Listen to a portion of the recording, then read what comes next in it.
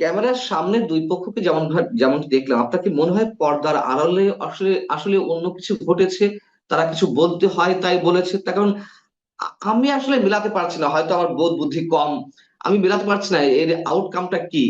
হাজার তিনেক লোক কিন্তু আপনার আগে থেকেই এই হোটেলের চারপাশে অবস্থান নিয়েছিলেন। নিঃসন্দেহে আমরা আলোচনা করব পুরো জাতির যে বহুল প্রতীক্ষিত বিষয়টি ছিল, বিএনপির শীর্ষ নেতা তারেক রহমান এবং প্রধান উপদেষ্টা ডক্টর মোহাম্মদ ইউনূসের মধ্যে লন্ডনে যে বৈঠকটি হলো সে বিষয় নিয়ে, এবং যা কিছু হয়েছে আপনারা নিশ্চয়ই এর মধ্যে জেনেছেন।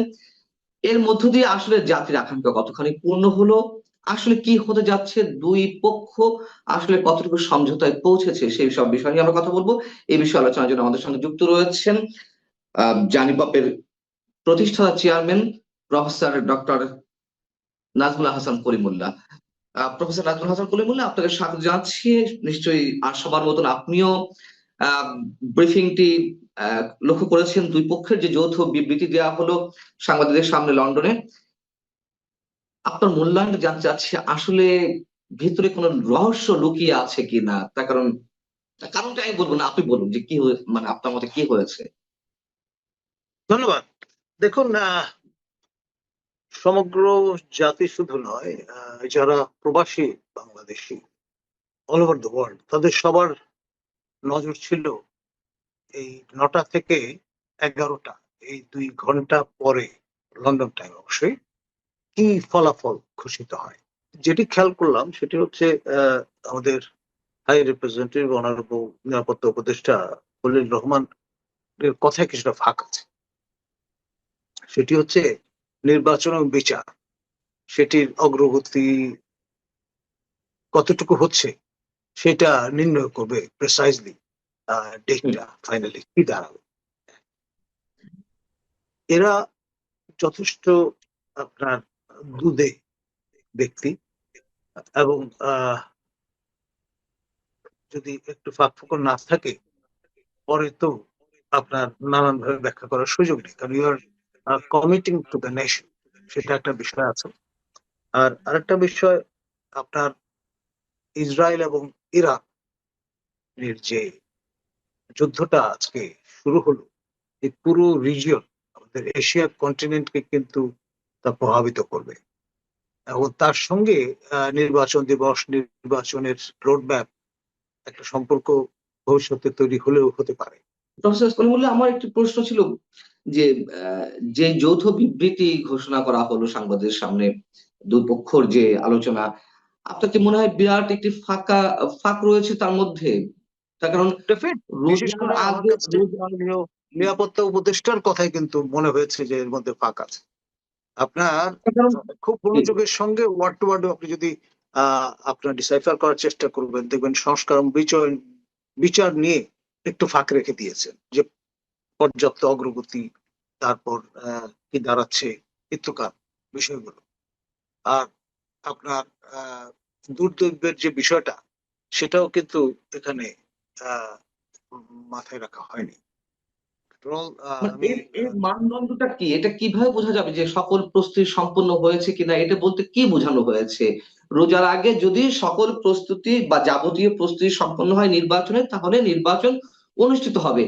মানে এটা, এই যে যদি কিন্তু দিয়ে রাখা হলো, তার মানে কি আমরা ফলপ্রসূ হয়েছে আলোচনা, এমন ধরে নিতে পারবো?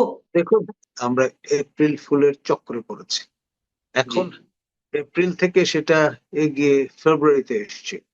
আর আপনার 15ই ফেব্রুয়ারির নির্বাচন যজ্ঞের কথা তো ইতিহাসে আছে, আমরা তো ভুলে যাইনি। তো ফলে কি দাঁড়ায় পরিস্থিতিটা, যতক্ষণ পর্যন্ত নির্বাচন দিবস অতিক্রান্ত না হচ্ছে ততক্ষণ পর্যন্ত আমি বুকে হাত দিয়ে বলতে পারবো না নির্বাচন অনুষ্ঠিত হয়েছে। এই বিষয়টি যেমন দিবালোকের মতো সত্যি, তেমনি ভাবে আপনার এই যে ঘোষণাটি, যৌথ বিবৃতিটি হাজির করা হলো, সেটা আপনার আমাদেরকে নানান চিন্তার খোরাক জুগিয়েছে। নির্বাচনটি সবার কাছে গ্রহণযোগ্য হবে কিনা সেটি কিন্তু নির্ভর করবে আপনার কতটা, এটাকে প্লুরাল স্পেস বলছি, প্লুরাল স্পেস সর্বোচ্চ পরিমাণ সম্প্রসারণ করা গেলে এবং একটি অবাধ, সুষ্ঠু, নিরপেক্ষ নির্বাচন, যদি স্মরণকালে সেরা নির্বাচন হবে বলে মাননীয় প্রধান উপদেষ্টা জাতির কাছে অঙ্গীকার ব্যক্ত করেছেন, তা বাস্তবে আপনার ইলেকশন ইঞ্জিনিয়ারিং ব্যতিরেকে কোন রকমের ইন্টারফারেন্স ছাড়া শেষ কি দাঁড়ায় সেটুকু আমাদের আসলে দেখবার জন্য অপেক্ষা করতে হবে। সেনাবাহিনীর পক্ষ থেকে আমি মাননীয় সেনাপ্রধান তিনি কিন্তু পরিষ্কার বলেছেন, এএফপি কে সাক্ষাৎকার দিয়ে 18 মাস তারা পূর্ণ সহযোগিতা করবেন। সেই 18 মাস ডিসেম্বরে শেষ হয়। এখন ডিসেম্বরের পরে 1 জানুয়ারিতে তার যে কাট অফ ডে, তিনি বলেছেন নতুন সরকার দেখতে চান। তো সেই রকম একটি বিষয়টাও আমাদের কিন্তু ভুলে গেলে চলবে না। সশস্ত্র বাহিনীর যে সহযোগিতা, সেটি যদি গ্যারান্টিড না থাকে তখন ব্যাপারটা কি দাঁড়াবে? একা পুলিশের পক্ষে কি আমি নির্বাচন করা সম্ভব হবে? সেটা তো অবশ্যই একটি প্রশ্ন। আমরা ক্যামেরার সামনে দুই পক্ষকে যেমন দেখলাম, আপনার কি মনে হয় পর্দার আড়ালে আসলে আসলে অন্য কিছু ঘটেছে, তারা কিছু বলতে হয় তাই বলেছে? তার কারণ আমি আসলে মেলাতে পারছি না, হয়তো আমার বোধ বুদ্ধি কম, আমি মেলাতে পারছি না এর আউটকামটা কি। এই যে শব্দগুলো বলা হলো যে, আমি আবারও বলছি, যাবতীয় প্রস্তুতি সম্পন্ন হলে মানে আমরা কি ধরে নেব যে আসলে কোনো সমঝোতায় পৌঁছানো হয়নি, কিছু একটা বলা দরকার তাই বলা হয়েছে সাংবাদিকদের সামনে? বিষয়টি কি এরকম? দেখুন, আমাদের বাংলাদেশের সবচেয়ে বড়, সক্রিয়, ক্রিয়াশীল রাজনৈতিক দল বিএনপি, তাদেরই সমর্থক যারা ব্রিটেনে বসবাস করেন, প্রায় 1300 লোক কিন্তু আপনার আগে থেকে এই হোটেলের চারপাশে অবস্থান নিয়েছিলেন। দেখুন, এই যে ভদ্রসম্মত যে ঘোষণাটি আমরা পেলাম, যদি সেটি সম্ভবপর না হতো তাহলে পরিস্থিতি কেমন দাঁড়াতো? তো সেই জন্যে আমি মনে করি যে আলোচনার কোনো বিকল্প নেই, এবং এটি গণতন্ত্র সম্মত একটি পথ বা পন্থা। মহাত্মা গান্ধী বরাবর আলোচনার পক্ষে মত দিয়েছেন, এবং তার ফলে আপনার পরিস্থিতি, পরিবেশ অনেকাংশে আপনার সন্দেহমুক্ত একটা জায়গায় উপনীত হয়। সেই বিষয়টা এখনো রেলেভেন্ট এত বছর পরেও। এখন লন্ডনে আপনার যে আলোচনাটি আমরা দেখলাম, সেটি নিয়ে অনেক জল্পনা কল্পনা হবে। আসলে মুখের কথা তো ছিঁড়ে ভিজবে না। অন দ্য গ্রাউন্ড বিষয়টা কেমন দাঁড়ায়, এবং কার নিয়ন্ত্রণ কতটুকু কার্যকর থাকে, আর যেই পক্ষকে বাদ দিয়ে নির্বাচন আয়োজনের চুক্তি হিসাবে আপনার বিচার এবং অন্যান্য প্রসঙ্গগুলো সংস্কার ফ্রন্টে উঠে এসছে, এই বিষয়গুলো শেষ অবধি কতটুকু পরিপূরণ করা যাবে, এবং এই পরিপূরণ করতে গিয়ে দেশ আপনার ঝঞ্ঝা বিক্ষুব্ধ হয়ে ওঠে কিনা। কারণ ধরুন, এখন আওয়ামী লীগ, জাতীয় পার্টি কিংবা আপনার 14 দলের লোকজন তারা শীতনিদ্রায় আছেন। এখন একটা সময় যদি ঘুম ভেঙে যায়, তখন ব্যাপারটা কি দাঁড়াবে? প্রায় দেশের অর্ধাংশ জনগণ এখন দোষে দুষ্ট ছিল 14, 18 এবং 24-এর নির্বাচন। আমরা বলেছি ফ্লড ইলেকশন, ত্রুটিপূর্ণ। সে একই অভিযোগ ভবিষ্যতে যদি বুধবার ক্ষেত্র প্রস্তুত হয়ে থাকে, তখন এটা রিকনসাইল করবেন কি করে? জাতি তো মুক্তি চায়। আপনার নির্বাচনের এই যে পরস্পর বিরোধী পাল্টাপাল্টি অভিযোগের যে সংস্কৃতি গড়ে উঠেছে, তার চির অবসান আমরা দেখতে চাই। সেই জন্যই কিন্তু আরেকটা বিষয়, বড় মাপের জি, খেলোয়াড়, নোবেল লরেট একমাত্র কুমির ছানা বলতে পারেন আমার দেশের সান অফ দ্য সয়েল, তাকে পর্যন্ত দাওয়াত করে রীতিমতো 3 দিন দেশ অরাজক পরিস্থিতি ছিল, সেই বিষয়টা আমরা হজম করে তাকে মসনদে বসালাম, এবং এই হুকুমতে ইউনূস শাহী কায়েম করা হলো। তারপরেও যদি এই প্রশ্ন আমাদের, তখন আমরা সান্ত্বনা কোথায় খুঁজে পাবো? না সেই জায়গা থেকে আমার প্রশ্ন আরো একটি বেশ চোখে লাগার মতো বিষয়, যেই 3 উপদেষ্টার পদত্যাগ বিএনপি দাবি করছিল, পদত্যাগ দাবি করা 3 উপদেষ্টার মধ্যে ডক্টর খলিলুর রহমান ছিলেন। সেই খলিলুর রহমানই ওখানে বেশ লাইমলাইট থাকলেন, তিনি প্রতিনিধিত্ব করলেন সংবাদ সম্মেলনে, যৌথ ঘোষণা, যৌথ বিবৃতি ঘোষণা দিলেন। আহ আমরা এটিকে মানে কিভাবে ধরে নেব যে এটা কি আসলে সরকার ইচ্ছাকৃতভাবে মানে জাতীয় নিরাপত্তা উপদেষ্টা লন্ডনের সফরে যাওয়ার মতন কোনো কারণ ছিল না। এখানে নিরাপত্তা সংক্রান্ত বিষয় কোনো ছিলই না। যদিও ব্রিটেনের জাতীয় নিরাপত্তা উপদেষ্টার সঙ্গে প্রধান উপদেষ্টা বৈঠক করেছেন। কি কারণে করেছেন আমরা জানি না। যাই হোক, এখন বিষয় হচ্ছে তিনি লাইমলাইটে থাকলেন।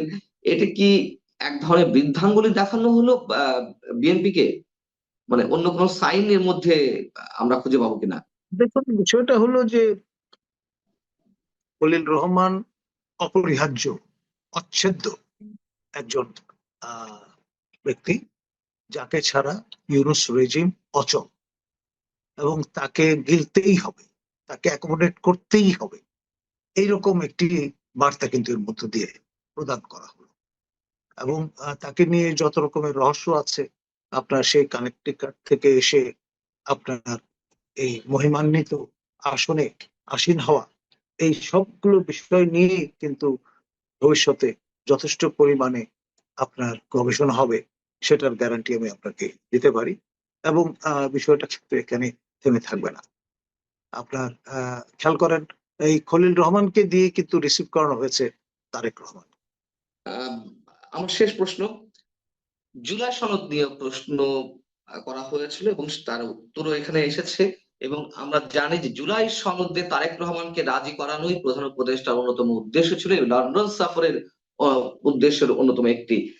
আহ এবং আমির হোসেন মোহাম্মদ চৌধুরী যেটি বলেছেন যে হ্যাঁ, আমরা চাই যে ন্যাশনাল কনসেনসাসের মাধ্যমে জুলাই সনদটি হোক। তার মানে এখানেও স্পষ্টত আমরা বুঝতে পারছি তারা একমত পোষণ করেনি, দ্বিমতটা এড়িয়ে গেছেন।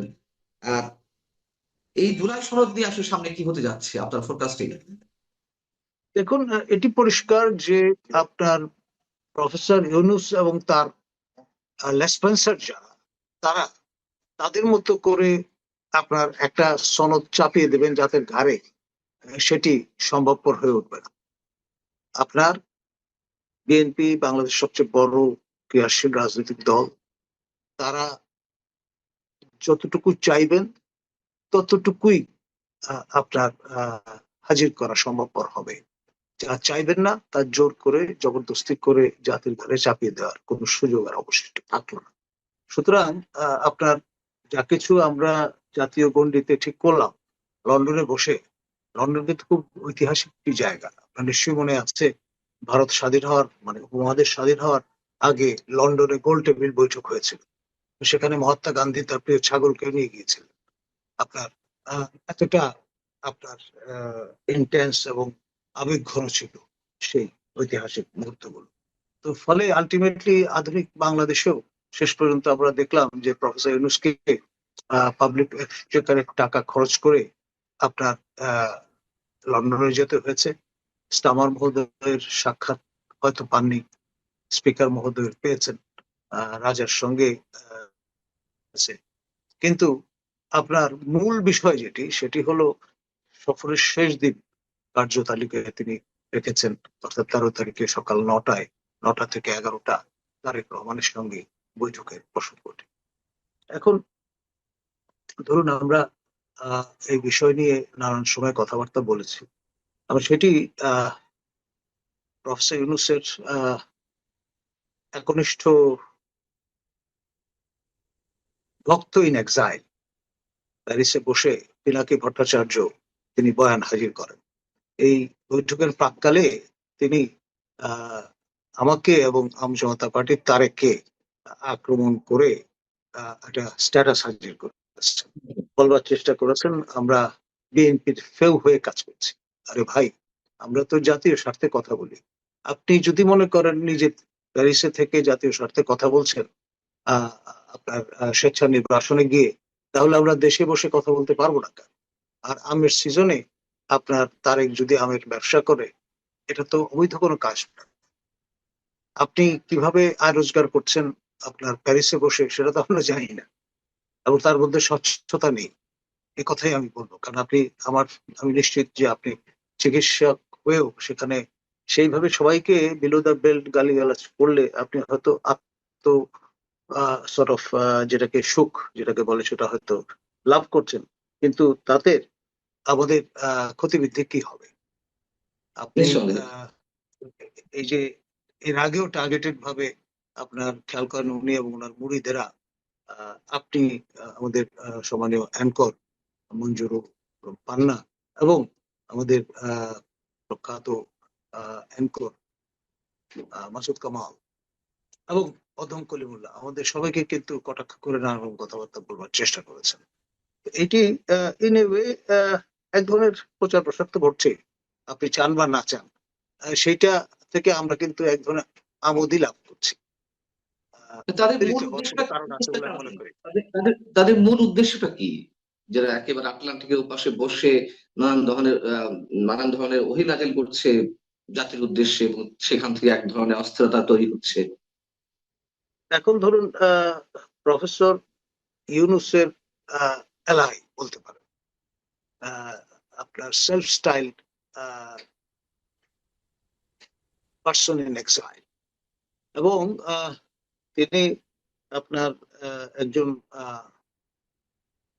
শ্রেণীর ব্রাহ্মণ ভট্টাচার্য, এই উপাধি নিয়ে আবার মুসলিম কন্যার পানি গ্রহণ করে আপনার এই যে বয়ানগুলো দিচ্ছেন এবং সেগুলো অসংখ্য আচার নিষ্ঠ মুসলমান যারা তারা মনোযোগের সঙ্গে অনুধাবন করছেন, এই যে মহাবিষ্টতা তৈরি করতে সক্ষম হচ্ছেন, আমি বলবো যে এক ধরনের কারিশমা আছে, এতে কোনো সন্দেহ নেই। কিন্তু জাতি গঠনে এই ধরনের নেতিবাচক মনোভাব, কুশ্রিতা জনিত অপজনন ধর্মী যে ভাষা আপনি উপহার দিচ্ছেন আমাদের তরুণ প্রজন্মের নাগরিকদের, তা কতটা পরিশীলিত করবে উন্নত সংস্কৃতির ধারক বাহক হিসেবে তারা কতটুকু ভূমিকা পালন করতে পারবেন, সেইগুলো নিয়েও কিন্তু অনেকের আপনার সন্দেহ আছে।